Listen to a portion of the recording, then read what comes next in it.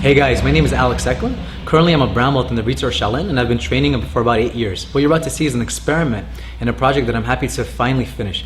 Before we start, I will quickly tell you my history and why I decided to make this instructional and why it's a bit different from anything else out there today. So I started training Brazilian Jiu Jitsu in 2006 and I became a lot more serious about it upon meeting my teacher, Riva Shaolin. I used to compete in almost pretty much all the local tournaments, maybe 6 a year, and I have never won a match up until I was a purple belt. Shaolin, my other instructor, Marcos Loro, did everything they could, but I was still struggling and I just couldn't get it together. One day, Shaolin covered a very basic half guard sweep, and it was a sweep that I fell in love with, and I saw a guy by the name of Steve Rosenberg, who's a black belt under Gustavo Dantes, do it a lot in competition. I really liked it. And one day, I was rolling nogi, and I was trying to figure out if I could somehow do this sweep. I remember that I was rolling with one of the trainee partners and that he was posturing back in my half guard, and I tried to grab his wrist and I tried to do the sweep, but he just posted and it was really hard to do it. So I just thought to myself, what if I just walk myself backwards and I can just knock him over like that? And as soon as I did it, somehow it worked. And that was the start to the G-roll, and I became obsessed with it. And alongside some of my training partners such as Van Flores, Christopher Lakin, Marshall Gelman, and many others that picked it up, we started to do it in competitions and we started to come up with our own variations off of it. The first tournament I actually won was the New York Open when I was a purple belt, and before that I've never won a tournament. After I got my brown belt, I achieved some pretty good results in many matches, and even in the ones that I've lost, I've used the G-roll in those matches too. But the interesting thing is my biggest claim to fame is actually not myself, it's actually Van Flores. One time when he was in the Boston Open purple belt division, he fought up a weight class and he fought a gentleman by the name of Rick Hahn, who's an Olympian in judo, and he was a former Bellator champion. And Van, he hit him with one variation, which is the G-roll to the triangle choke. You're actually going to see this later, and we're going to be lucky enough to have Van demonstrate it for us. And a lot of people, when they see the G-roll, they think it's just from the half guard. But the truth is, it's mostly from the half guard, but we have a lot of variations from the 50-50. We have variations from the Deli Hiva guard. We have variations from the double guard pull. We have a lot of different variations that I'm going to share with you guys today.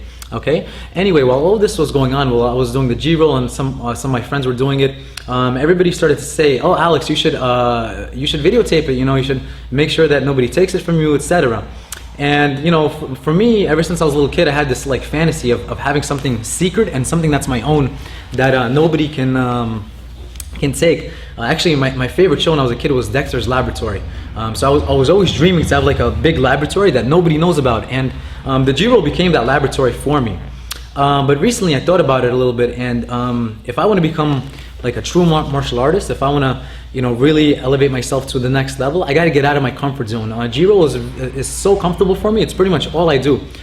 So I'm doing this for a couple of reasons. So the first reason is to get out of my comfort zone, and because now that everybody's going to know all the secrets, and I'm going to give everything away on this in this next hour.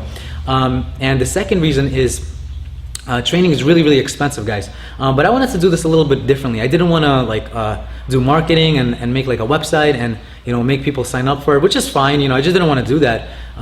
So I'm actually going to make this completely free. However, if you like it, you know, which I hope you do, I'm going to give you my PayPal address at the bottom of the screen, and the PayPal address is aecklin@gmail.com, but you're going to see it later too. And if you want to donate something to me, feel free, and this money is going to be used to aid my training. My dream is to travel all over the world. Two places I really want to go to is Brazil and Japan to train, and I think it's really going to be beneficial for me to grow. So I want to give this to you guys, and yeah, if you want to donate something, feel free. If not, enjoy the instructional, and hopefully I'll see you around the mats, and if not, I'll see you on the local competition circuit. All right, thank you guys, and please enjoy what you're about to see. Hey guys, so the first move that I'm going to show is going to be the regular G, okay, without the roll. So this is the foundation of the G-roll, and it's the foundation of the whole move, all right? So it's very important that you have this move down correctly, because if you don't have this down correctly, then the whole system is not going to work, okay? So I'm going to explain to you guys some principles, and then we're going to go over this move, okay? So I'm going to start in my half guard here with Chris, okay? Chris is going to have both knees on the floor. So I'm going to turn around so you guys can see other angles, okay? But right now what I'm doing here is I'm crossing my ankles really firmly around Chris's hip, all right? So normal half guard players, they have a shallow hook with their bottom leg. I don't want that, guys. For the G-roll, I want my bottom leg to be in as deep as possible. That way, if Chris turns around a little bit, you have a lot of ankle, as opposed to if it was a shallow hook, there's no ankle to cross, okay? So When I bring it in, okay, I want to have a really deep hook. Now, my second leg is going to be parallel on the top. What I'm going to do now is I'm going to cross my top ankle over my bottom ankle. As soon as I cross them, what I want to do is, guys, I want to squeeze Chris's thigh and his hip together. I'm using my both legs to put pressure on his hip, all right? That's where the G-roll has its power. So as soon as I'm starting to squeeze, Chris should feel pressure on this hip, all right? So the G-roll only works if your feet are crossed. When they're crossing, you're producing pressure. If there's no crossing, there's no pressure. It's kind of like a closed guard. You know, if the guard is just, if your legs are open, the guy can just get out of it. Same thing here. I want to have my feet crossed, all right? So as soon as my feet are crossed, my arms are going to be assistants to my legs. If Chris tries to open up my legs, I'm going to be here fighting, okay? If he starts to put this hand through, I'm not too worried about this because when he puts his pressure down, all right, he hugs me, he's only putting pressure on himself, okay? So this is okay for me. Now, the most important thing, guys, from this half guard position, this is just a rule in Jiu-Jitsu in general. You don't want Chris or your opponent to be able to hug your head. So that's why my hands are going to be here to defend my head and to defend myself from Chris coming at me, all right? As soon as I'm here, what I'm going to do is I'm going to stretch my body back, okay? So I'm going to stretch my back away from Chris, like this. As soon as I stretch my back away from Chris, it's harder for him to hug me and to get my head, okay? I'm further away from him, all right? Now my hands are free to go and do a push-up, okay? As soon as I do a push-up, guys, I'm gonna do a small push-up and walk myself back like this. Okay? As soon as I'm here, guys, I come to the top, okay? And now I'm ready to pass Chris's guard. Okay? One more time.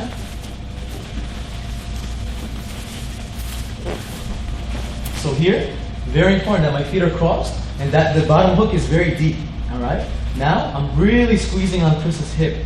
As soon as Chris tries to hug my head, I'm defending here, okay? If he tries to open up my legs, I'm pulling this away and I'm defending my legs, okay? My arms are assistants to my legs, okay? As soon as I'm here, I'm going to stretch my body back. Now I do a push-up, and as soon as I do a push-up, I walk myself back. As soon as I walk back, I can turn around, and now I can start to pass the guard, okay?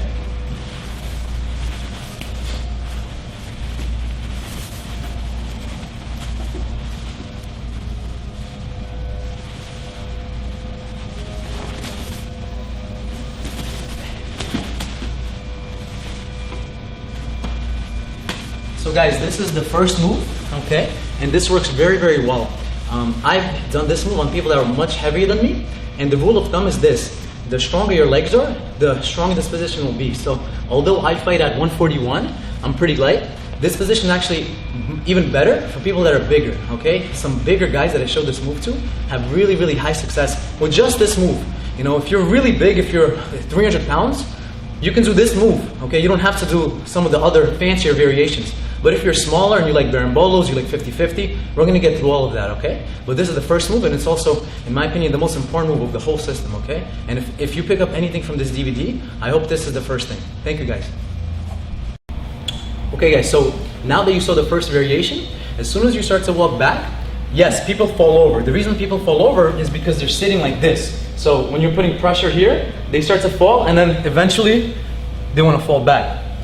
But as soon as they started to do this a few times, people got smart. So what they started to do is, as soon as they're in my half guard, they realized that if they post a leg, that now the pressure, it's very hard to fall, okay? So I figured out a way to do a roll and then end up on the person's back. So this is where the G-roll name comes from, okay? And the G-roll, it's actually a joking name that I'm gonna go over a little bit later. I'm gonna tell you guys why it's called the G-roll and stuff like that. But let's get through the moves and the more important things first. Okay, so let's move back here. So now, I'm here, okay, and I'm going for my first variation. I'm going up and I do a push-up. And now Chris posts his leg. So now, I'm stuck. But look how much space Chris created. So what I'm actually gonna do is, I'm actually gonna dive my left shoulder, this one, in through there, okay, like this. Boom. As soon as I'm here, guys, I'm gonna take my outside hook and I'm gonna weave it right here. My left hand stays on Chris's pants. My right hand is gonna reach for his belt. I'm gonna take my left hook out, and now I'm gonna grab his belt with both hands.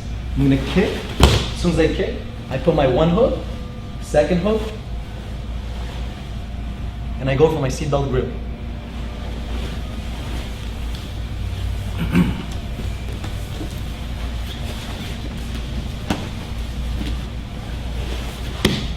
here. Okay, now it's too hard. Okay, it's too hard to get the first position going, especially if Chris holds me. So now I'm gonna dive here, my hand, grab his pants here, inside over here, grab his belt. Just grab something, okay? Now this leg is gonna go, it's gonna make a hook. I'm gonna take this leg out, and now I have both hooks on Chris's back.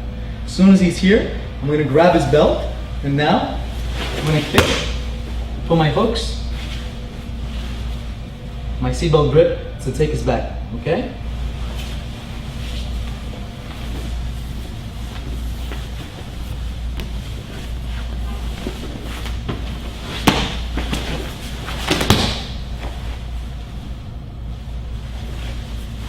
So guys, this is probably my favorite variation because you go from, half guard, which is not such a great position. If you watch tournaments, a lot of people prefer passing the half guard, and then you go all the way to the back. Okay, so you're taking a shortcut. So instead of sweeping the guy, passing his guard, Nyan belly, mount, taking the back, like a lot of steps, you go straight from half guard all the way to his back. All right? Thank you guys. Okay guys, so the next variation, okay, incorporates a little bit of wrestling into the G-roll, okay? So as soon as you start to go taking the guy's back, all right, a lot of times guys, especially guys in the small weight classes, are very tricky, and it's hard to put the hooks perfect and grab them without them starting to spin out and turn on you. So I do position a lot the G-roll to a double leg, okay? So as soon as they start to kind of move, I surprise them and I come up for a double leg, okay? So let's look it over. So it starts the same exact way. My ankles are crossed, okay? My feet are parallel. I'm squeezing my knees together. Very important to have a nice pressure, guys, okay? As soon as I'm here, again, I'm gonna go for my first position. Chris is gonna open his leg. As soon as I make a dive, okay? As soon as I'm coming into here, Chris starts to kind of turn into me. As soon as I'm here, boom, I sit up, and I take Chris for a double leg, all right? This, guys, is very, very surprising to your opponent. They never expect you to just come up for a double leg, especially when you're doing this kind of like fancy rolls and things like that. So I've had a lot of great success with this. Although it looks very simple, it's very, very effective, guys, okay? Again.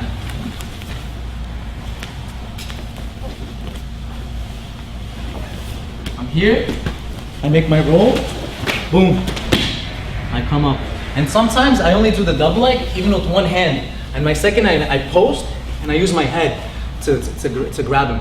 All right, so double leg is a very important move to know for grappling in general. Okay, so just because it's a wrestling move doesn't mean we can't use it in Jiu Jitsu. And the points are exactly the same. You get the same 2 points. All right.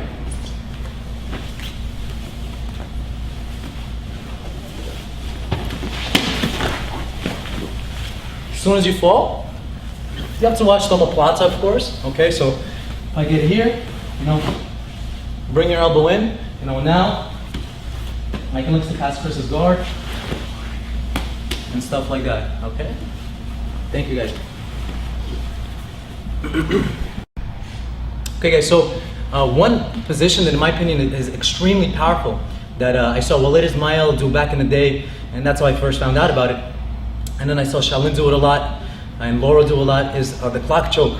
So I'm still perfecting the clock choke. But if you have a really nice clock choke, you can do the G-roll to the top turtle, and then later you can set up your clock, okay? This works especially because sometimes as soon as you start going to Chris's back, he kind of tries to flee, okay? So when he flees, I'm gonna follow him and get to the top turtle position. The top turtle position for MMA, self-defense, Brazilian Jiu Jitsu grappling is a good position, guys. So going from the bottom of half guard to the top turtle, it's not bad, all right? Let's give it a try. So I'm gonna be here. Okay, and again, it starts off the same way. I do my push-up, I go, and here, Chris, because when I start to put the hook in, he tries to run away and maybe turn out. So all I have to do is, I'm gonna pendulum this leg, hug his waist, and look what I'm gonna do with this leg, guys. Boom, I'm gonna bring it back to make sure that he can't run away.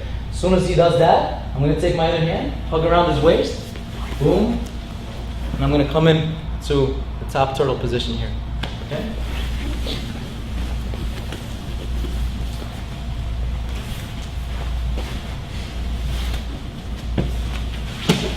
So watch this bottom leg, guys. I'm actually gonna scoop it as I sit up. So I'm gonna go here, and look what I'm gonna do with the bottom leg. I'm gonna scoop it so that his base gets compromised.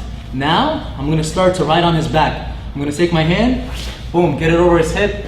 I can stay here, all right? Eventually, I can go here, start to put my one hook, drop him, put the other hook, or if you like clock chokes, you can start going for the clock choke, okay?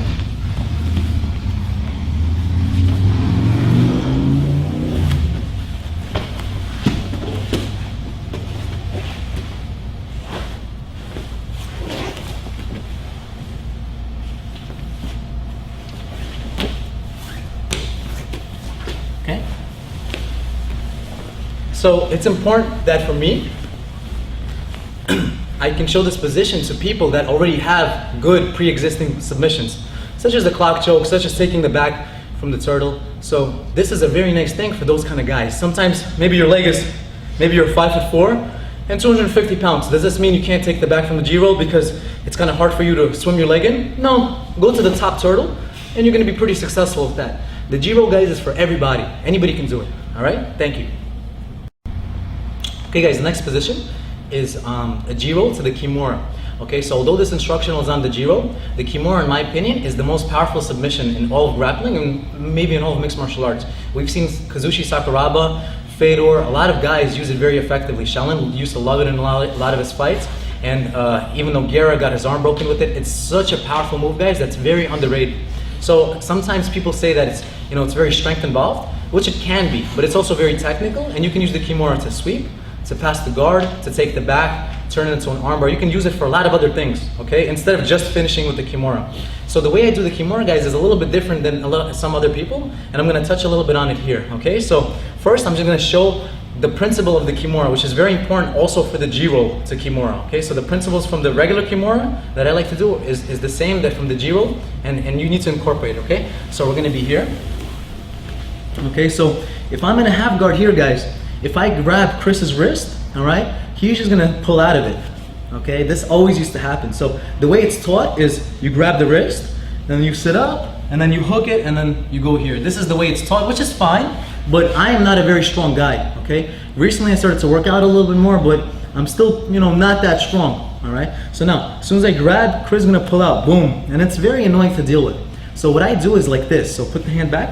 What I do is I'm gonna get up on this elbow, like this. When I get up on this elbow, look how close my hand is to Chris's wrist. However, this is an illusion because although Chris doesn't feel my hand here, it's there ready to attack. So Chris is not gonna pull his arm away. It's gonna give me a chance now, guys, to take this hand and loop it all the way through. Now that it's here, I can grab Chris's wrist and grab my wrist. The beautiful part of the situation here, guys, if Chris pulls away now, boom, I can finish with the kimura.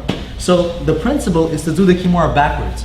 In fact, if you're doing the kimura from the closed guard, instead of grabbing the wrist and sitting up and getting your own wrist, I suggest to go for the hip bump sweep and then going for the kimura. This, in my opinion, is a much more effective way, especially if you're not that strong. If you have a monster grip, you don't have nothing to worry about. But if you're, you know, like me, like some other guys that don't have such a strong grip, you want to do it backwards, okay? So just so you understand what I'm talking about, we're gonna do it from here, close guard.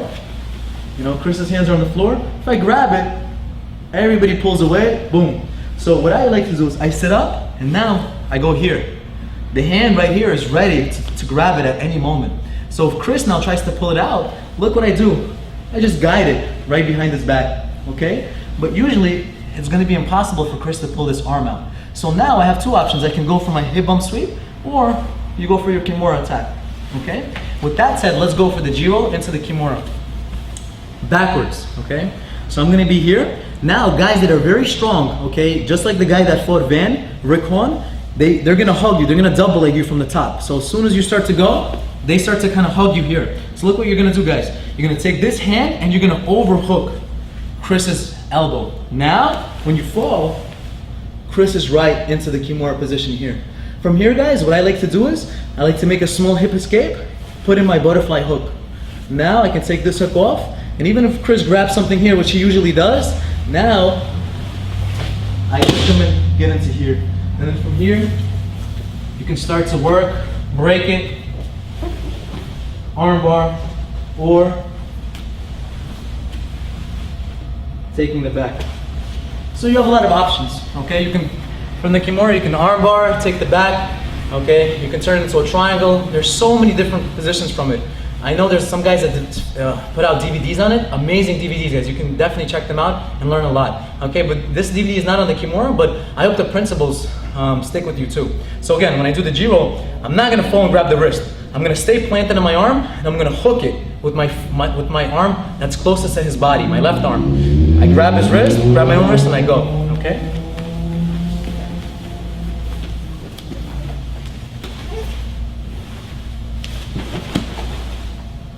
Finish here, perpendicular to him, or put in this hook, throw him over. And then from here, you can do a lot of things, guys. Doesn't matter what you do. You can come on top, you can do a lot of things, okay? Again.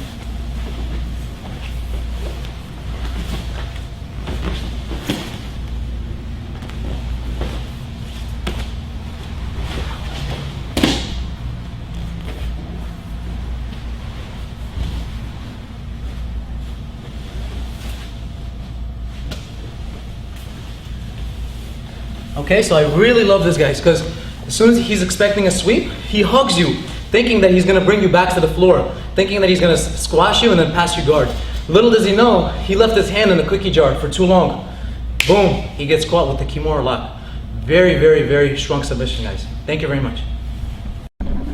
Okay, guys, so the claim to fame with the G-roll is actually not from one of my tournament wins.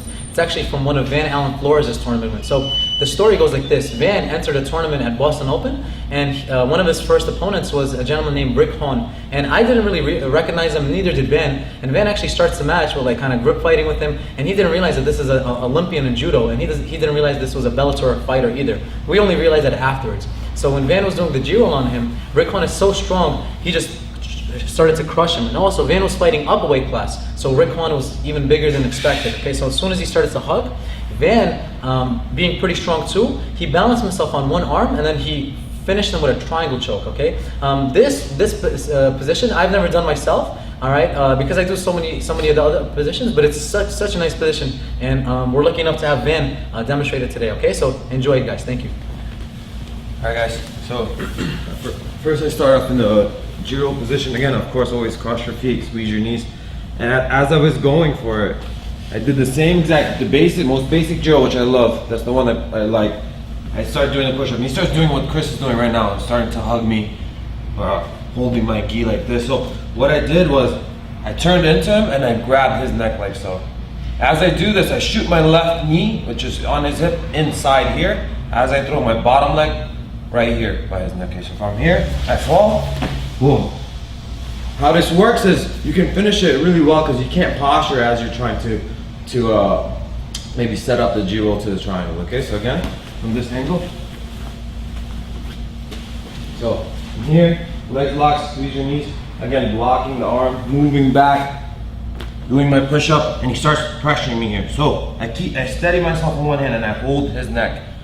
Okay, he doesn't know it's coming yet. So I start kicking my left leg back, and I throw my right leg over. So I start falling, straight to here, lift, and traditional finish, okay? Last one, here. Here, do the basic, pressure me. I keep myself up on one hand. Maybe if you're on your knee, it's okay as well, okay? But you have to be on this one hand, straighten your arm. Lock his neck, keep him down, shoot your right leg up, and your left leg through. Here, definitely finish. Okay, here's Alex. So guys, this position, you can actually, I'm gonna post a link that you're gonna see on the bottom, all right? And this video, the funny thing about the video is somebody made on YouTube a video, it says, Rick Hahn, Jiu-Jitsu fight, and they don't even mention Van, so it's in the title, it only says him, and I was lucky enough to find it, and you can watch what happened there. Rick Hahn was actually so strong, he picked Van up, and then Van was able to finish the triangle later. And just a disclaimer, I have nothing but respect for Rick Hahn. I've watched his Bellator fights, I love his grappling, he's such an amazing fighter. It just so happened that Van faced him in a match, and he used this position, okay? Thank you very much, guys. So guys, the video that you just saw with Van Allen Flores doing the G roll to the triangle, it was I believe in either 2012 or early 2013. And after I saw it, I was actually inspired, and I was like, wow, if you can do a triangle from G roll, you can do other things too. So there's some guys that their legs are maybe a little bit shorter, maybe they don't like triangles that much, but they love omoplata. So I developed a way from the G roll to get into the omoplata. All right, and the concept is very, very similar. And again, in jiu-jitsu, a lot of people, they like to overcomplicate things. What I'm trying to do is simplify everything for you guys. Okay, there's these tiny little details, and that's all you need for success. Okay, you don't have time to think during a fight. If you start to think too much, where does this grip go? Where does my pinky go? Where do I put? What is the angle of my knee? You're gonna get swept. You're gonna get submitted really quickly. You have to be on autopilot. Okay, so just stick to the basic principles, and that's what's most important. So now I'm gonna be here. Okay, and I'm gonna do the same exact move. Okay, start to go, and now Chris starts to hug me. So this hand is gonna stay on the floor. This hand, instead of going for the head, okay, I'm gonna go for the back of his tricep. Now as I fall, I'm gonna fall and go for my omoplata. As soon as I go for the omoplata, you can do a lot of things from here, guys. Hug his waist, fix my legs, sit up, I can start to go for his, oops, that's a blooper there, guys. And don't worry, this is unedited. This is gonna be in the video, all right? You can start to go for his back, whatever, all right? So, the G roll to the omoplata, I started to develop a little bit more because I don't really do too many triangles, okay? My legs are, I don't know, I feel a little bit weird with it, but omoplata, I love it so much, so I started to do it a lot, okay? Let's do a couple more angles.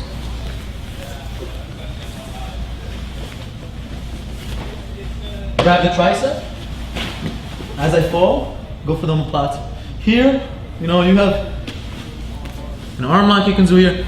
Doesn't matter what you do there, guys. The point is to get into the omoplata from the bottom of half guard position. Okay? Let's go over here.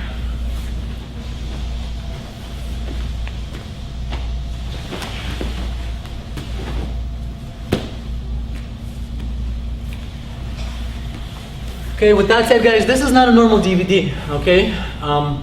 Rules are good, but I don't really like them that much, okay? I'm not an anarchist, but I like to have fun, play around a little bit. So this DVD is different from any others, We're not gonna have any crazy editing. My goal, guys, is not to sell you an okay car with a beautiful paint job, okay? I wanna sell you the best car, actually for free. I'm not even selling it, all right? But again, if you wanna donate, you can feel free. I'll put my PayPal address in the bottom, okay? Thank you very much, guys. Okay, guys, so my most effective move in competition, and probably my highest percentage move, is going to be this one. So I'm going to show you all the secrets, all the stuff that went behind it, okay? And again, if you think I'm crazy for doing this is just to better myself as a martial artist. I'm not a black belt, all right? I don't know anything, and when I do get my black belt, I'm still going to be learning too. So this is going to take me out of my comfort zone, all right? Because if everybody's going to know my best moves, I got to learn new ones, right? I got to be more innovative and stuff like that. And to be honest, I've been a little bit comfortable with the G roll over the past 2 years. So no problem, guys. I'm going to show everything, and it's going to be better for me and better for you. So it's a win-win situation, the best kind, okay? So this move, it works extremely well because the guy is worried about getting swept, and then you hit him with a toe hold, okay? And don't worry, guys, if you're not a brown belt, not a black belt, or you don't compete in no-gi divisions that allow you toe holds, we're gonna have some other variations for you later, okay? But if you're a high-level grappler, brown, black, and you compete in the expert divisions in some of these no-gi tournaments where you can do toe holds, this is gonna be a really nice move for you guys, okay? So we're gonna start with the same exact thing, okay? We're gonna start in the half guard. My ankles are crossed, feet are squeezed, everything remains the same, guys, all right? Now I'm gonna stretch my body back, all right, and I'm gonna go for the G roll. Now as soon as I make the G roll, look what happens. I catch this ankle right on my chest. I grab the toes, I go over, and I go for the toe hold. Now the reason, guys, this is so powerful is because his leg is bent. The toe hold works the best when your opponent's leg is bent. It's not that powerful if his leg is straight, all right, to finish the toe hold. So as soon as I'm here, all I have to do is press a little bit and he taps, all right? Notice, guys, this leg I'm controlling, I'm crossing, okay? So he cannot use this leg to defend. And if he tries to move away, I follow and I can just press a little bit and it snaps, okay? My forward pressure is very, very strong, all right? He cannot kick away, all right, because I'm so close to his body. And because I'm on his back, he doesn't even see what I'm doing, all right? So I finished, I'm not really sure how many matches, but quite a few matches with just this move. And some matches, I finish quite quick with this. I just go straight for this, straight into the toe hold, and nobody ever really expects it because it's, again, they're thinking I'm sweeping them, and then boom, they get their foot caught. Okay, so here.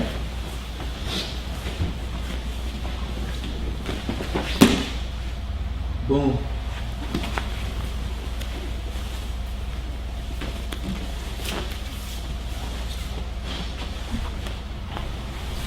So watch, guys, how his foot is gonna land right on my stomach, okay? Watch his bottom foot. As I roll, watch this foot, boom, it lands right here. So instead of coming up, instead of going to his back, turtle like we did before, which is great, which is really, really nice, you can go for the toe hold too. So you grab the toes, over, and grab. And here, all you do is you turn your wrist a little bit, okay, making sure his foot is bent in this way, and he's gonna tap immediately. Some guys from here, they start to roll too, you know, they start to move. So Chris, if he moves, I follow, and then I just finish from here. I can throw my leg over, and then start to finish in this situation here, guys. So if you are proficient with the toe hold, your body is naturally gonna put itself into the situation that it needs to finish it. Because once you get the grip, he's already at a defensive situation. So you're the offender, and you're gonna be able to complete the position, okay? So again, this is probably my best move, and it's worked really, really well, guys. And again, as soon as I get it, it's pretty hard to defend, all right? Unless the guy has a really flexible foot or time runs out, this is pretty effective, okay? Thank you very much, guys. Okay, guys, so it's no secret that there's so many innovators in Brazilian Jiu-Jitsu. Two famous brothers that come to mind are the Mendes brothers, as well as the Miao brothers, okay? And them, along with Samuel Braga and some other guys, are really, really good with the berimbolo. And as soon as I saw it, I fell in love with it. I thought, wow, this is such a great position. You go, you know, from this kind of open guard, you kick the guy back, and then you go to his back. Unbelievable. And I used to watch Eddie Bravo do it from the up top. You know, that's, you know, in my opinion, the twister roll and the berimbolo, pretty much the same exact thing, just from different positions. You know, you can do it from the top side control, from the top half guard, from the turtle position, you can roll through. So I started to do it actually from the G-roll too, because a lot of times the guy to defend it, he defends it like he's defending the berimbolo. So in my opinion, the wrong way to defend the berimbolo is to sit on your butt, you know, because then the guy can take your back. But some people, they do this from the G-roll too. So when Chris sits on his butt and opens his leg, I can go to the berimbolo, okay? So let's give a look, guys. So I'm here. Okay, I'm gonna go for my G-roll. Chris sits, and then he opens up his leg here. So look, guys, look where my hook is. My hook is already in the right place. So take your hand, go ahead and grab the belt, and now spin. Take his back for the berimbolo. Okay, your legs automatically come into like a De La Riva hook when he sits down on his butt. That way you can go straight into the berimbolo, okay?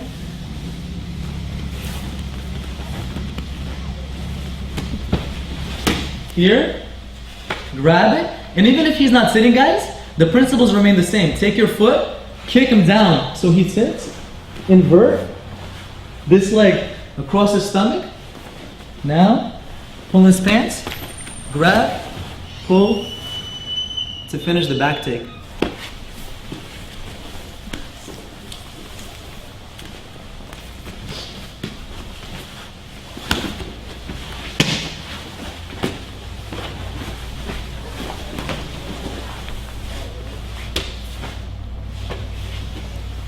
And again, guys, if you play with the berimbolo, instant addition to your game.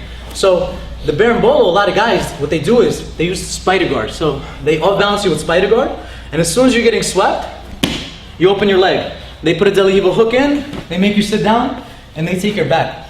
But if you like half guard, or if you find yourself in the bottom of half guard with your opponent both knees on the ground, and he's tight and he can't go for the spider, you can do the G-roll just to set up the berimbolo. So in my opinion, if you become an expert of a position such as the berimbolo, you need to be able to do it from any situation, guys. So this is going to be a new addition to your game, all right? Thank you.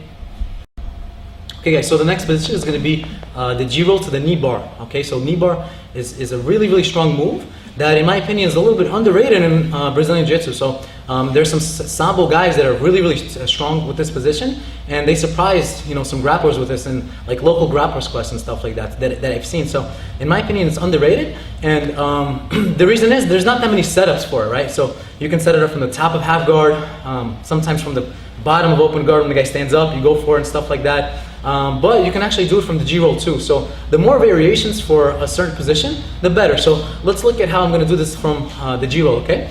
So I'm going to be here, all right? So as soon as I go for my G-roll, feet crossed, boom, I'm going to attack that leg of Chris. So as soon as I roll, what I'm going to do is I'm going to take this foot and I'm going to overhook Chris's leg. As soon as I do that, I'm going to take this arm and I'm going to swim it under my armpit. My bottom leg comes out and I'm in a very tight knee bar. So guys, the traditional knee bar is like this. What I did is I put it here, all right? Boom. So when you put it under your armpit, it makes it tighter. The knee bar, when I was a white belt, I asked my teacher, I was like, hey, is the knee bar the same as an arm bar except you're attacking the knee? And he was like, yeah. I was like, oh wow, that's pretty cool. So yeah, it's actually the same exact thing. So if I have Chris on the arm bar, it's very powerful to do an arm bar regular like this, but if you put your armpit over it, it makes it even much more powerful. Even Chris's elbow popped a little bit just now. Not anything serious, just a little crack, to further justify this. All right, because here it's so deep. All right, so let's look at this again. So when we're here, as soon as Chris falls, this leg goes over, this arm goes under, and now I take my bottom hook out. As soon as I'm here, I have to squeeze my knees together, just like in the arm bar, pinch, and go up. So I like this way a lot, but this way, in my opinion, is much tighter. It's hard, and if Chris starts to move, I just follow him, and then boom, I crank it in here. All right, and it's very tight.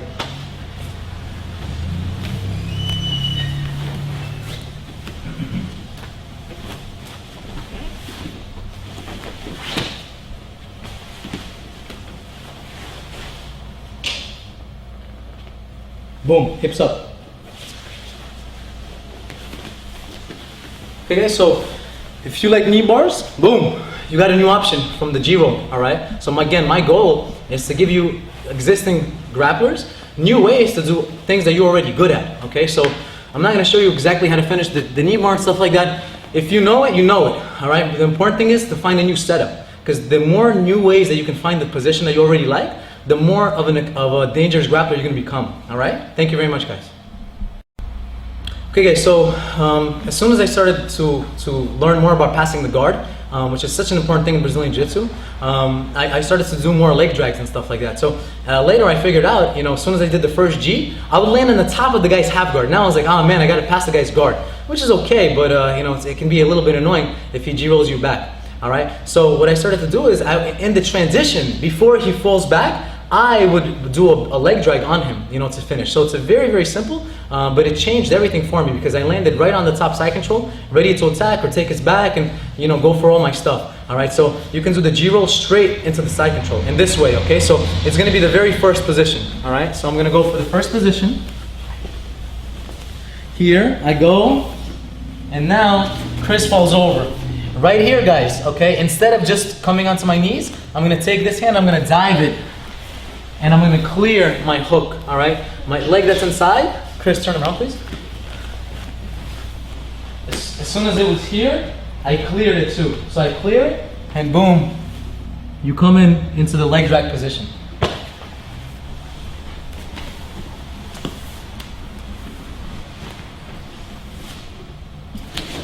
So here, dive under that leg, and now your leg, you're gonna clear it. So you don't get caught in the 50-50. And boom, I land on Chris's back.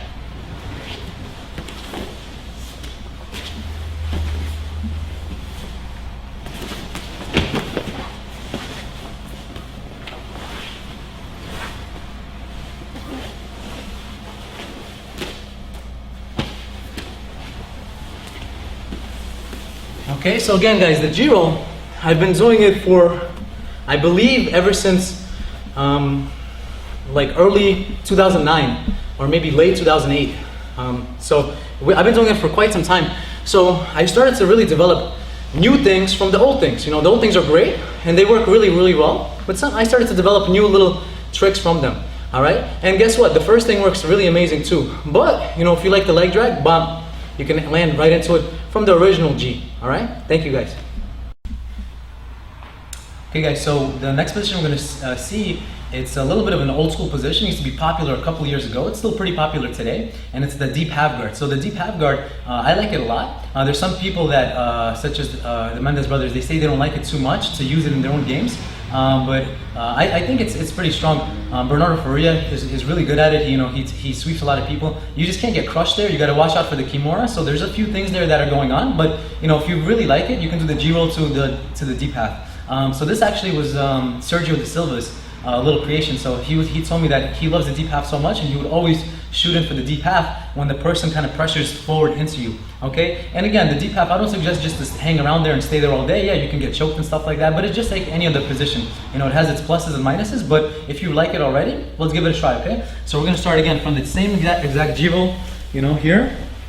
So we're gonna start with the feet crossed, all right? And as soon as I go, notice how Chris is gonna try to put my back flat on the mat, all right? And he's gonna try to angle himself into me. So as soon as I go, you know, he's gonna go like this. So what I'm gonna do is, I'm gonna take this hand, I'm gonna start to fish for my underhook. As soon as I do that, I'm gonna dive my right hand right in between Chris's legs, like this. Boom. As soon as I'm here, guys, I suggest taking this hand, hiding it right away, okay? And then you can do a lot of variation, you know, to open up, to go into the X guard, and to go into a lot of different positions. So I love the deep half, like not staying there, but you know, going into other things, you know, such as the X guard, 50-50, single leg X. You can go a lot of different things from there. All right, so as soon as you fall in, I suggest hiding that arm, just so you don't get caught with kimura or underhook, which is going to kill the deep half guard. Okay, so let's turn. Okay, so we're here. We're gonna go. So this hand swims in here. This hand swims in there. So like this. Boom. Now this hand, right away, I like to hide. If you can start to take out Chris's lapel, doesn't matter which one, either or. Now you can start to go, kick, create space. Here, 50-50. Here, put this knee back on. Single leg X, you know, foot lock if you like it, whatever. You know, that's what I like to do from the deep half. All right, let's do one more version.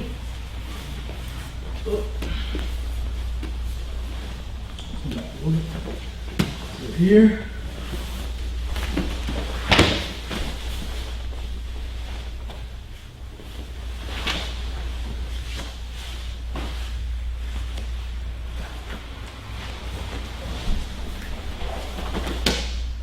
Alright, so there's a lot of really nice variations from the deep half guard, but you can really set it up nicely when you start with the G roll, because a lot of times the guy's going to try to pressure forward, and it's a very smart thing for him to do, to put your back flat on the mat and to try to turn your hips down, so you can just shoot in straight for the deep half. Alright, thank you guys. Okay guys, so one position that we just saw from the deep half guard is the 50-50, and I think it's an amazing position.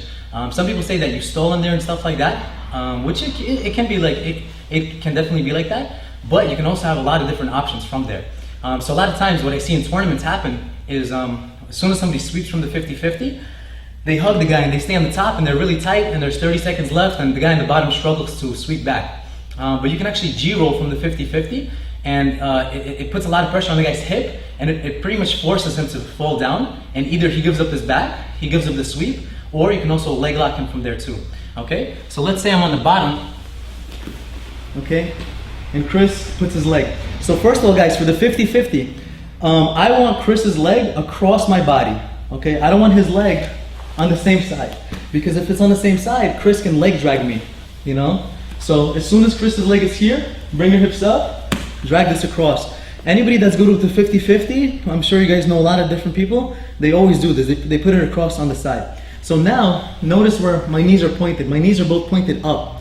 For the G-roll, what I actually want is my knees to point down. So what I'm gonna do is, all right, I'm gonna take this knee and I'm gonna shift it down to be almost parallel with Chris's other knee.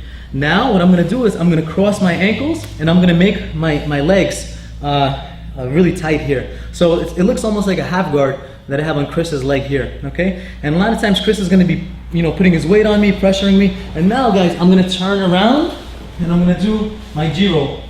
And notice where I end up. This is, you can berimbolo up here, or you can start to take this hook out, drag this across, and coming on top for the leg drag, okay? Or you can berimbolo, you can do a lot of things from there, guys. Again, I'm trying to give you guys new variations and new ideas. These things, there's already instructionals for them that are going to be much better than I can describe. So, take a look at different finishes for the berimbolo, for the leg drags, all that stuff. This is just new setups for them that, in my opinion, not a lot of people have seen yet, okay? So, we're here. We're in the 50-50, so this is the conventional 50-50. So I'm gonna grab the pants, I'm fighting here, I'm doing stuff like this, whatever, here. So now I'm gonna angle my knee to go down, like this. As soon as I angle my knee, I'm gonna cross my legs, okay? So now I keep a nice tight pressure, all right? If Chris starts to scoot away, I can grab onto his leg here, so it's hard for him to scoot. But even if he starts to scoot, Chris, boom, you G-roll. Here, I can start to come up, all right? I have some leg locks here, okay? Or you can start to come to his back and to do the leg drags and back takes, all right?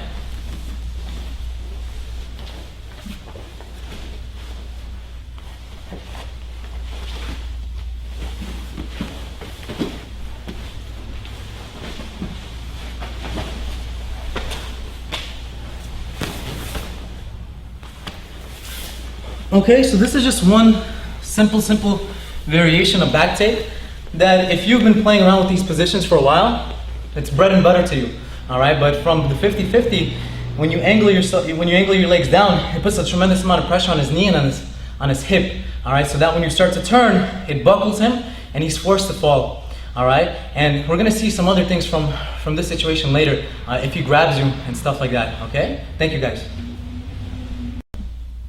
Alright guys, so every time I started to do the G-roll from the 50-50, what people started to do is they would start to open up their knee. They would use especially people that are a little bit flexible, and then they would crush me. So there's some guys that I roll with they're not only bigger than me, they're also pretty flexible. So they would start to crush me, and in that position, you actually feel your knee a lot, and it feels kind of uncomfortable. So I'm going to show you guys a move that you can do. It's an arm lock. On the person as soon as he does that, and it works really well because from the 50-50 everybody's really focused on the leg locks. They're focused on the ankle locks, on the toe holds, the knee bars and all that stuff, and a lot of times they forget about that there's a lot of arm locks available there too. We know one that Keenan does that's really nice. He throws a leg over and he gets the arm bar, but this is actually even simpler, and it's really kind of sneaky too. Alright, so I think you guys are going to enjoy it. So sometimes when I'm in this position for the 50-50 here, as soon as I start to go here, Chris takes this knee, he puts it on the floor, and now he hugs me, and then here, I'm kind of squashed, I can't really go anywhere.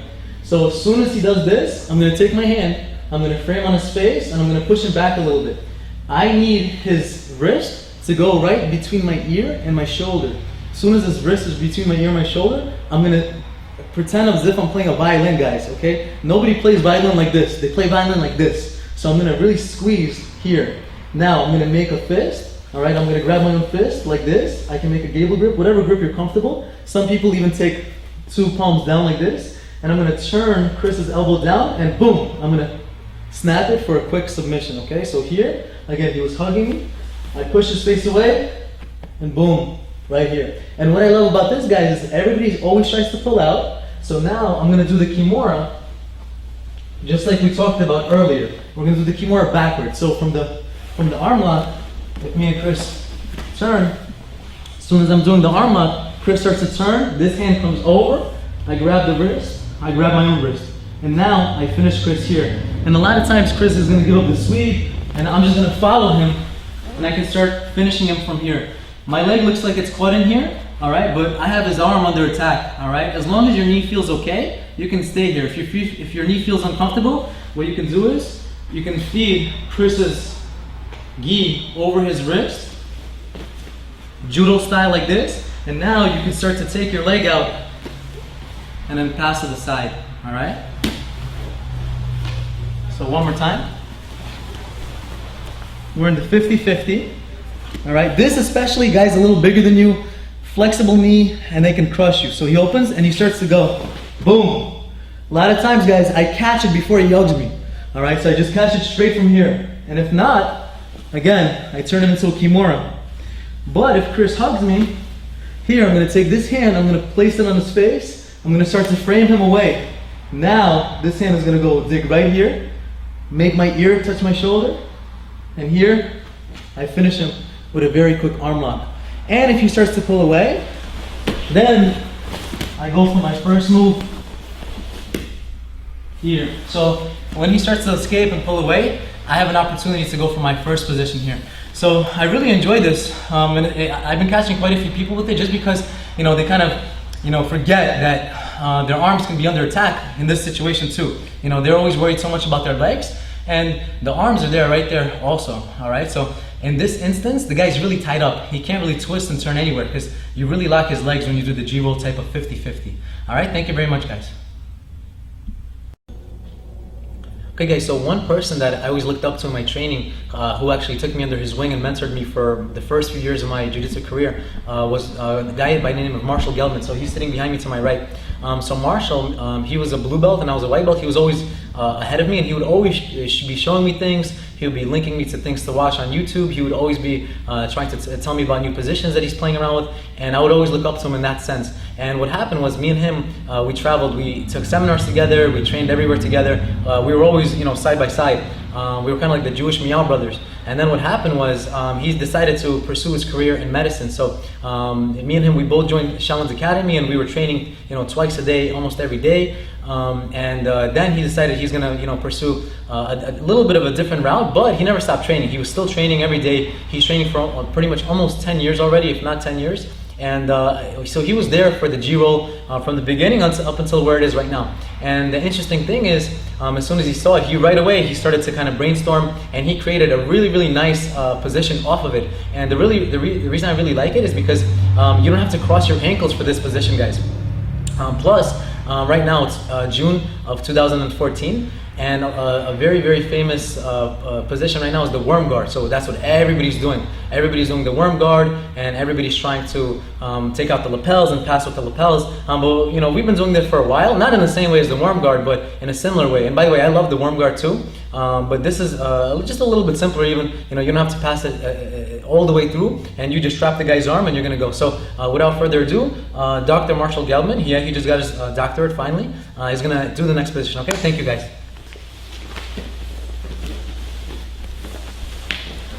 Alright guys, so I'm starting without my ankles crossed, so I'm not in as deep. This gives me a little bit more ability to move here. This is just how I like to play the half guard. For this variation, I'm going to take out his lapel. Now, there's a lot of things guys do. They feed it under the leg, they feed it to different places. For this one, I'm going to trap his arm here. Now, usually what Chris is going to try to do is to try to pull back, and by doing that, he leans back a little bit. I'm going to chase him as he does that. So I trap the arm here. As he pulls back, here, push up, grab the leg, and come top.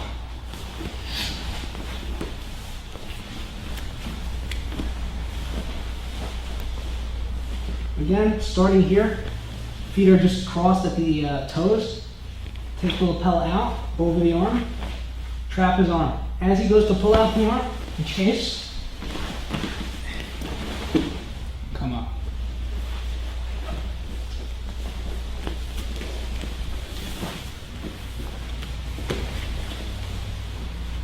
Toes crossed, take out the lapel, trap the arm, come up, and pull, chase, come up.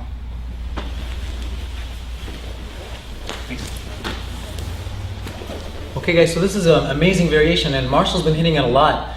He does both variations. He does the original G-roll too, but he does this a lot too. Marshall, he loves to like have fun with jiu-jitsu. You know, he plays around a lot. His favorite grappler is actually Ricardo Vieira, so he's always inspired by him, and he's always coming up with new things. And he's doing this a little bit slow, but believe me guys, when he does this real speed, it's really fast and knocks the guy over right away. And even if the guy takes his arm out, his base is still back, so you can still trip him.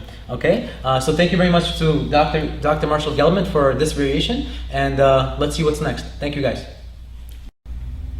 Okay guys, so the next variation is from a little bit of a controversial position. So the position is the double guard pull. So the double guard pull, it's very effective, so it's very hard to deal with. And double guard pull happens when two grapplers believe in their guard so much that they both want to always pull on each other. And again, I want to show you guys a new variation and a new idea that you can do from the double guard pull. And you can go to the berimbolo, you can go to the back, to leg locks, you can do a lot of things from there. The important thing about the double guard pull, guys, is with the new rules in Jiu Jitsu, the current rules is, if no action happens in 20 seconds, you get stood up, and then you keep getting penalties, and then, in fact, you can get disqualified if you get a few. So you want to have a lot of action, okay? So again, the more variations for you guys, the better. So this is a really nice one, okay? So me and Chris, we go into the double guard pull. Okay, so the first thing that you want to do here, guys, is all the people in the crowd that are yelling at you, don't listen to them. Okay, I'm just joking, guys. So the first thing you want to do is you want to cross your feet right as if it's a half guard position here, guys. So instead of just being like a lot of people, they play like delahiva, reverse delahiva, etc. You want to make this hook one, and then here you lie and you cross your feet. Now, it depends. If you want to go for the leg lock, you're going to roll over Chris's foot. If you want to go for the back, you roll under. So we'll see both. So if Chris's legs are wide, I'm going to make a roll here. And then from here, I can grab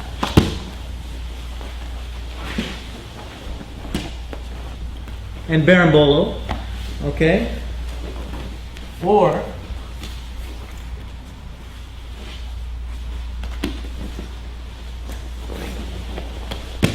I can just boom,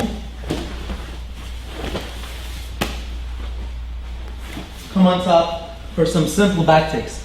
Okay, if you want to go for leg locks, okay, as soon as we're here, I'm going to roll over the top of Chris's leg. So I'm going to roll here and trap his leg here. So hold, knee bar, or you can start going for some ankle locks, and so on and so forth. Okay, there's a lot of leg lock positions here. Okay, again, here. So I'm gonna pull, boom. I come into here. Now I'm gonna roll over here. I roll over this, and notice, guys, when I cross my legs, this leg here is under my control. And now, boom, 1, 2, and if you want, I can start going to the leg drag and all of its variations. Okay, so the double guard, again, you don't want to be static there. All right, 20 seconds is a very short time. You're gonna get stood up fast. In fact, that happens to me. It happened to me in the past worlds too. I kept getting stood up and stuff. So you want to start attacking right away. One strategy that you can use is as soon as you get there, you can go for a leg lock right away. The reason is, if you have a leg lock, they're not gonna stand you up because you're actually doing something, okay? But if you're only going for berimbolo and nothing happens in 20 seconds, they're gonna stand you up. So if 20 seconds is coming, you wanna roll over. If you wanna be taking the back that just started, you can roll under, okay? So it really doesn't make that much of a difference because it's a win-win situation. Either way, you're gonna get something, and you're not really in too much danger besides its toe hold, but yours will be stronger, okay, because you're controlling his leg with your legs, all right? Thank you very much, guys. Okay, guys, so one very, very strong way to pass the guard is with a knee slice guard pass. So a lot of really top level guys really prefer this way of passing. So when I started to do the G-roll, people wouldn't try to be stiff and low anymore. A lot of guys take a different approach. A lot of guys, they try to knee slice through it. And it's very, very effective, okay? So I started to do what I call the belly flop G-roll. So I'm actually just gonna flop on my belly. I'm not even gonna do a push-up anymore. And I'm gonna rotate 360 degrees, and I'm gonna use that stand up on the top. All right, and later on I'm going to show you guys a couple of leg locks from there too that I believe are not used at all, okay? So let's go over it really quickly. So as soon as I'm here, guys, I'm in a half guard, all right? So Chris, instead of being on his knees, he puts this through. So the rules remain the same, guys. What I want to do is I want to cross my ankles, all right? If you have long legs, you can even go and triangle your legs here like this, okay? That's pretty good too, all right? Actually, even better. All right, so as soon as I'm here, now, even if Chris starts to hold me, I'm gonna start to turn my body away, and look what I'm gonna do, guys. I'm gonna just barrel roll and belly flop. Usually, Chris doesn't wanna stay here. So he's gonna start to kick this leg. You wanna catch it and then start to come on the top position here.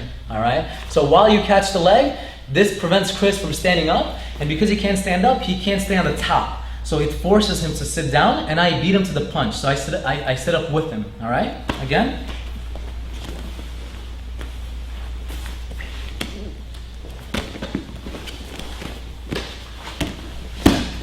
Boom. And then I go for my own knee in the middle, and then I can pass whichever ways. Okay? Again.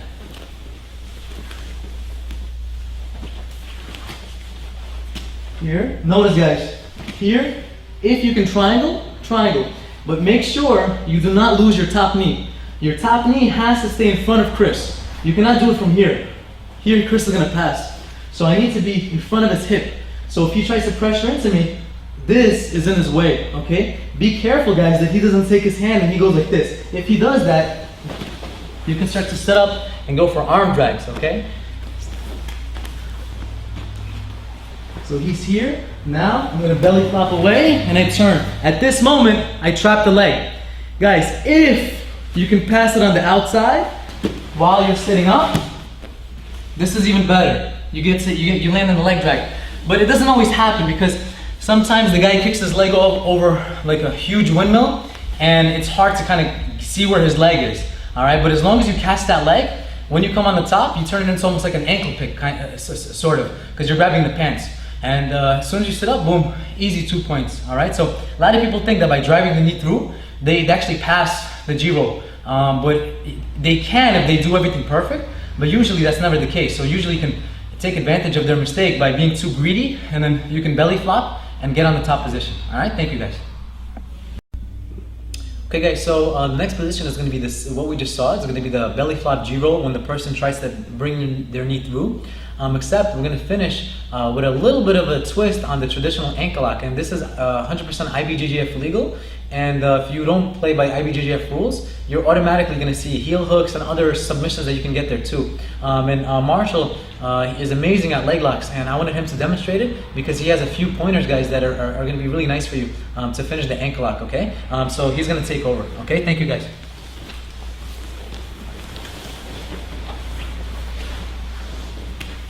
Okay, so I'm going to start the belly flop G-roll. As we come over, I'm going to catch this foot, pass it under the opposite armpit. Right? To get this the right pressure on his leg, I want to grab here and turn his knee out a little bit. From here, I'm going to come up on my hand or up on my forearm, and I'm going to bridge over this shoulder.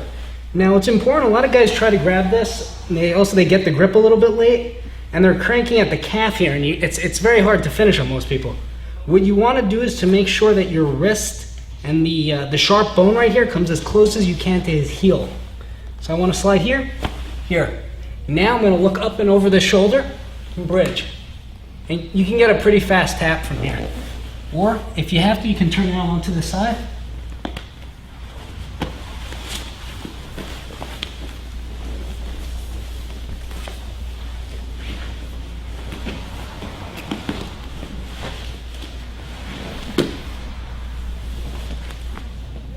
Here, bite,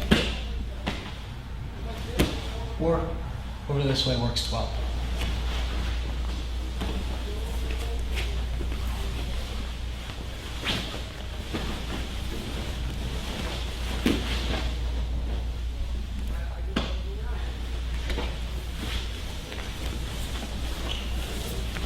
Okay guys, so this was a very, very effective ankle lock that Marshall is really good at. And one thing, if you notice guys, because you're crossing your ankles over the G-roll, Chris cannot use his leg to cross his feet. He cannot use his free leg to kick or anything. His leg is trapped and his other leg is open and vulnerable for the attacks. And also notice Marshall, he fell to the same side as the leg that he's attacking. This is for IBJJF, so you don't get disqualified. But it's even more powerful if you fall to the opposite side, because then you're going to be leaning on the same side as the leg, and that way you can get a better crank. So if you're not into IBJJF rules, which is fine, check out the variation if Marshall stays on that same side. It's going to be even, you're going to see what's going to happen to the knee, okay? Really quickly.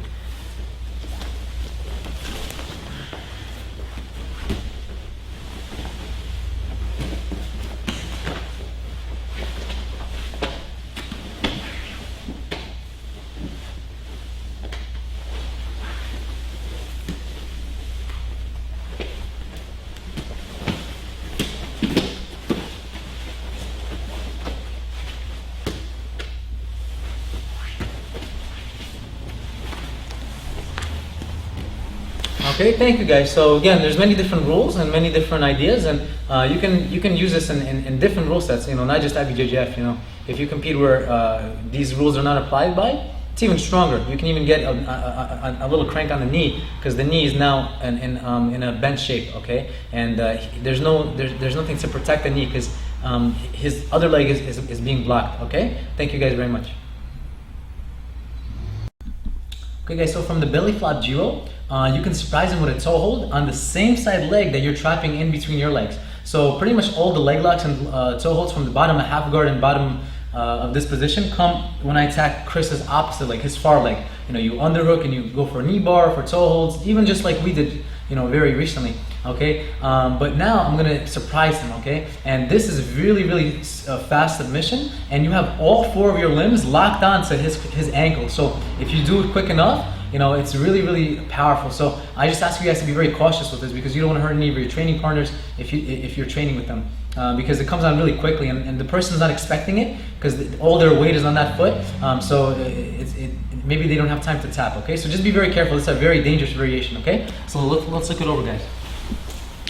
So I'm going to be in the traditional position just like we've always done, and now as soon as I start to go, this foot is the one that I'm going to attack. So I'm going to grab it, I go under, and I grab my own hand, and now a little bit, and it's a lot of pressure. And if I get here, when Chris starts to roll or move, I follow and I crank it here.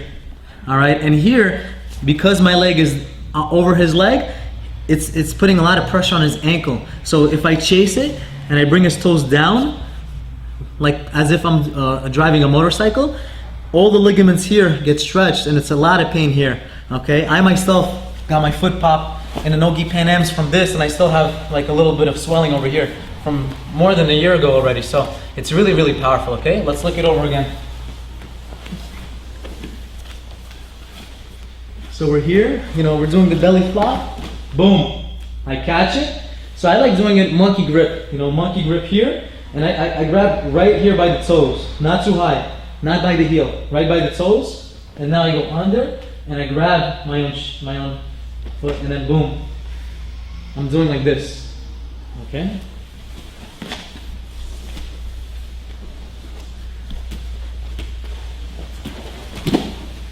You see his foot right here?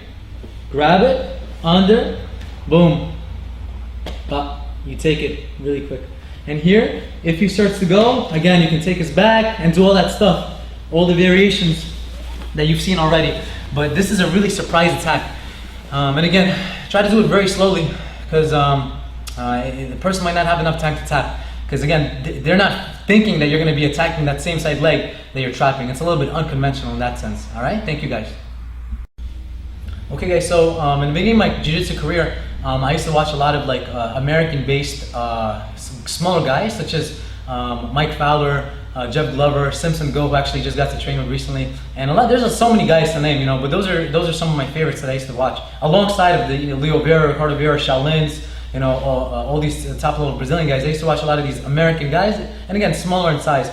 So I was inspired by Mike Fowler. I forgot exactly the name of the sweep, but he used to do, he kind of reminded me of almost like a Jiro from the De La Riva. So I kind of tweaked it a little bit, and I made it possible to be done in gi and no gi. Mike Fowler, he grabs the collar, and then he kind of just knocks you down sideways. That's why I saw him do it. This way, you're going to just cross your ankles. So it's pretty much the same principle as the first, how the Jiro came to be. So that's how I kind of saw it, okay? So here, Chris is gonna have one foot up, just for demonstration. You can do this if Chris is standing too. We're gonna see that in a little bit. Okay, so I'm gonna go for my De La Riva guard here. So I'm grabbing Chris's ankle, and now I put my De La Riva hook. Now what I'm gonna do is, with this free leg, I'm gonna cross it over the top, and I'm gonna cross it right underneath Chris's knee. Okay, I'm gonna squeeze, make everything tight, and now even if Chris starts to hug me, I'm gonna turn away from him, all right, and I'm gonna knock him over. As soon as I'm here, I'm gonna roll, and again, coming into the leg drag. Okay, leg drag is really powerful, guys. So if you can land there after a sweep, it's really nice, because right away you can start to pass his guard. Okay, and the Mendes are experts at showing you how to finish from here. So I suggest looking at some of their stuff over here. All right, but this is a way to get into the leg drag, right? So again, we're here. Okay, I'm on my back. Okay, so I'm playing De La Riva here. Okay, I'm playing, I can get the sleeve, the collar, whatever. Now I'm gonna cross my feet like this, right under Chris's knee. All right, to keep everything tight. As soon as I do that, if Chris starts to pressure or turn away from me, I go out and look what I'm gonna do. I'm gonna turn my knees to the floor. Look what happens to his knee. It buckles. And this is almost like a kind of like a berimbolo situation here. You can berimbolo off of here too, or you can spin, and then from here, coming into the leg drag position here and here, you know, start to pass, take the back, you know, all that stuff. Okay, now if Chris stands up, you know, I do this when people stand up over me. So I play this and then boom, I start to cross. So sometimes I just control them like this, but then I change my feet. I go here. Okay, my top goes over the bottom. So Mike Fowler, he grabs the collar and he pulls the person down. But from here, I squeeze my knees and then look, I turn and I make Chris's knees buckle. All right? As soon as I'm here, I continue my roll and then I get him onto the top position. So, you know, I'm always, you know, if you notice, throughout this video, I brought up a lot of names. And the reason is this: Jiu-Jitsu is not an individual sport. If if all you care about is yourself and you never watch other people, you know, it might be a little bit slower to grow in that sort of way. So I really suggest to find people of a similar size to you that are, you know, a few belt ranks higher, or experience is a little bit higher than yours, and watch them and watch what they do. See what they do with their body type, see how they play with bigger people, see how they play with faster people, and that can inspire you and you can find new ways about it. And then you can start to kind of make up your own things as you go along and you can make your own persona, okay? This is the really beautiful part about Jiu-Jitsu. You know, I don't think it's, you know, ideal to be a clone of somebody, okay? Because if you're, you know, fight that person, it's gonna be so hard to be fighting. It's almost like you're fighting yourself, you know?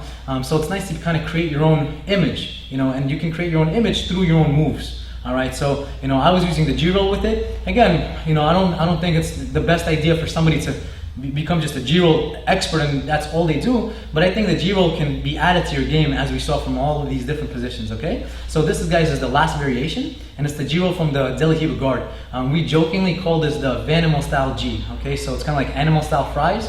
You know, we went to California, we ate over there, and we also thought that Shake Shack was a little bit better, but we still liked it, you know, so that's where we got the name from, okay? So thank you guys, and I hope you enjoy. Okay guys, so this is the conclusion of the G-roll video series. So I kind of procrastinated this project. I was supposed to finish it a while ago, but it never got done, but that's okay. You know, I got to do a lot of other things and I got to actually create some new variations. So now it's a little bit more complete than it would have been, you know, 6 months ago. So now finally I just want to thank some people, okay? So if I was to sit here and thank everybody that I need to thank, this part will be longer than the whole technique part. So I'm just gonna get through, you know, the very core. And if you know that you are a part of the G-roll, you know it. So I'm very thankful to you, and you know, it's been so many people. So, but let me just run through a few. Okay, so first I want to thank Van Flores because he did a lot of variations. He's been helping me with the G-roll ever since he saw it, which is from the first or second day.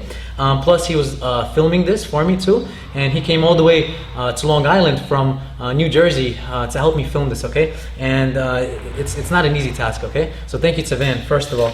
Second of all, I want to thank Chris. He was my assistant, my uke. It's a Japanese word for the person that you're demonstrating on.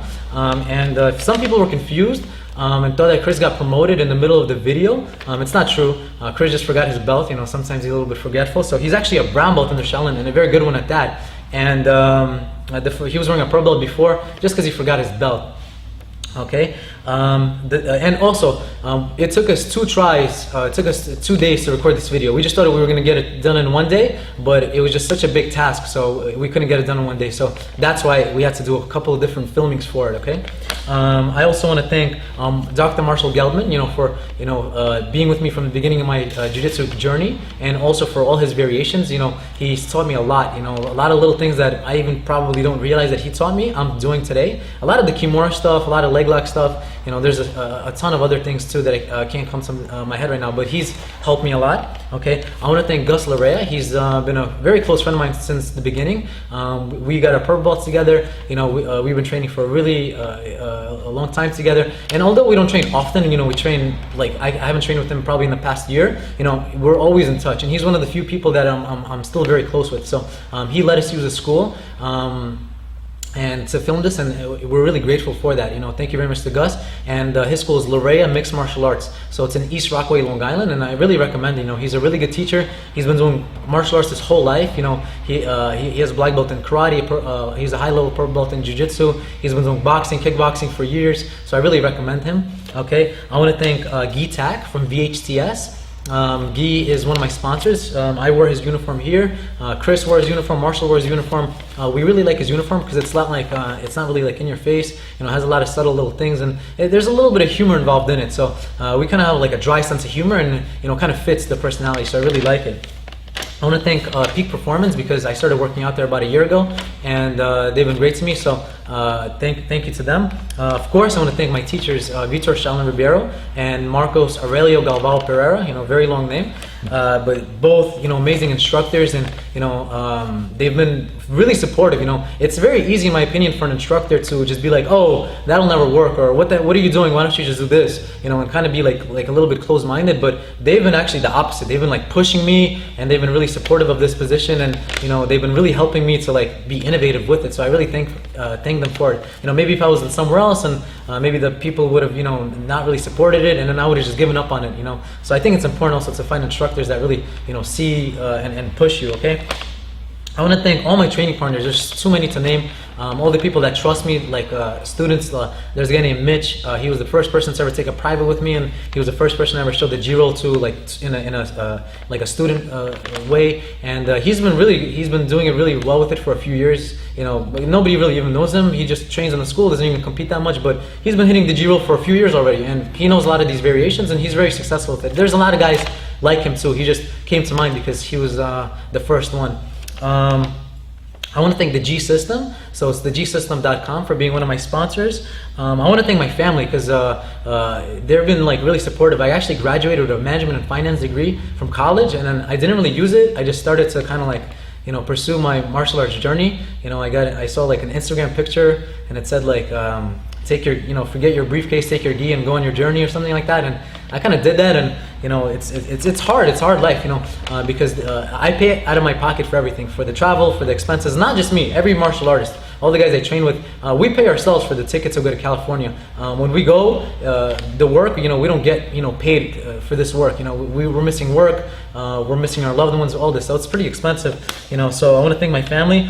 Recently, one of my family members that was very close to passed away, so I'm actually dedicating this video to her. It was actually a couple days ago. I was in the middle of videotaping this. Her name is Galina Leyevska, so I dedicate this video to her. And lastly, again, this is absolutely free. You don't have to donate anything if you don't feel the need to, but if you want to, my PayPal address is Ecklin, it's my last name, AECKLIN@gmail.com. I'm gonna have a link on the bottom, and if you want to donate something, feel free. The money, okay, is gonna be used. Now I'm not gonna buy like a new watch or something like that. I need one, but I'm not gonna get one.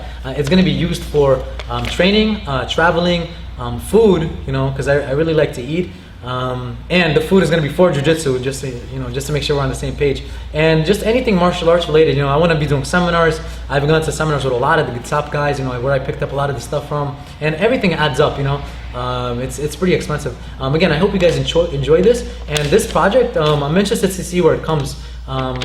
Because I think it can blow up into something big, you know. But if it doesn't, you know, it doesn't really matter. I want it to get out there, and I want to see some people just hitting this position. If one person benefits from this video, it's a success. You know, that's one more person that is going to evolve their game. That's what jiu-jitsu is about. A lot of times when I meet people, I tell them that you don't realize it, but you're kind of in the Renaissance era of Brazilian jiu-jitsu, because the all-time greatest, the Michael Jordans, you know, all the really top guys, they're still training with us. They're still in their prime. Like, how lucky are you to be able to train with a 3, 4, 5-time world champion every single day? You know, in other sports, it's not really like that. So Brazilian Jiu-Jitsu, we're kind of growing. If you look at a Brazilian Jiu-Jitsu fight from 2 years ago, and if you look at it from today, it looks completely different. And we have like world champions from like 5-6 years ago, losing to brand new black belts. And these the world champions were black belts before these guys even trained, and it kind of doesn't make sense, but it's because jiu-jitsu is evolving in such a way. So in my opinion, the G-roll is just a small part of this evolution that I wanted to share with you guys. Okay, so thank you very much, and look at the bottom of the screen for the link. And again, thank you to everybody. I'm sure I forgot some people. Please don't be mad at me. Please don't unfollow me on Instagram or unfriend me on Facebook. I work very hard for those followers and those friends, so just believe me that I had you in my heart, and thank you very much, guys.